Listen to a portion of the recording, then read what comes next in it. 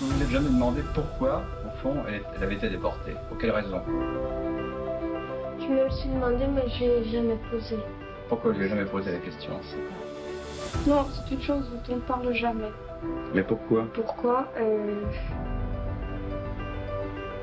Je ne sais pas. Je pense que c'est pour ça, entre autres, que nos parents ne savent pas grand-chose non plus sur la collaboration, etc. Parce qu'on n'a pas voulu non plus leur en parler.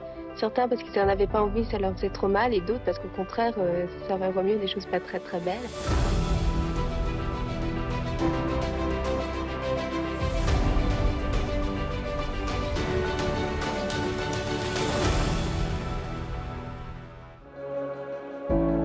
Il y a eu beaucoup de jeunes.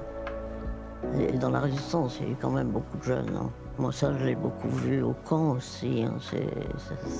C'est important aussi pour justement les élèves, peut-être aussi.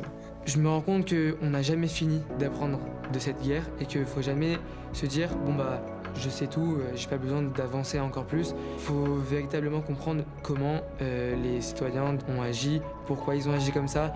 Les ressources sont inépuisables.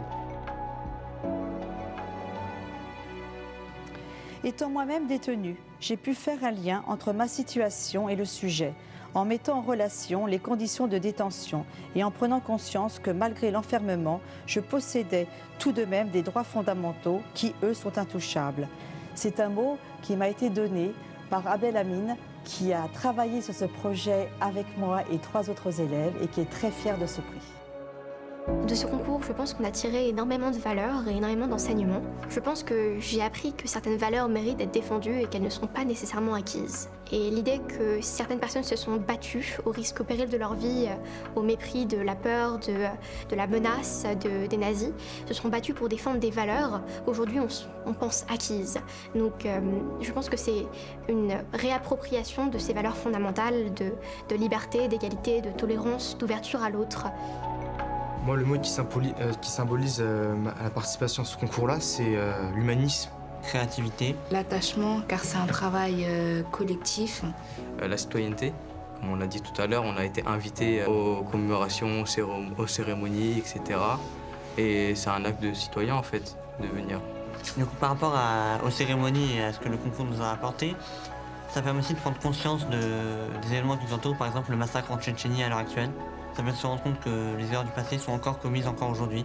On a appris à avoir de la responsabilité. Ça demande beaucoup de travail, ce concours, quand même. J'ai l'impression qu'on est devenu important, en fait. J'aimerais ajouter que ce concours nous a énormément soudés dans la classe.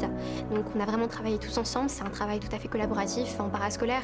Donc ça demande un investissement de toute la classe et ça nous a offert vraiment, ça nous a soudé des liens qu'on ne pensait pas être capable d'avoir, même vis-à-vis de notre professeur. Donc un travail vraiment commun.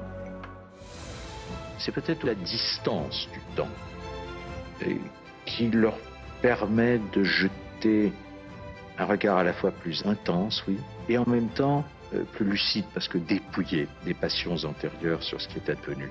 Mais qu'ils veuillent savoir, c'est là l'essentiel. Après tout, ne pas savoir, c'est si confortable.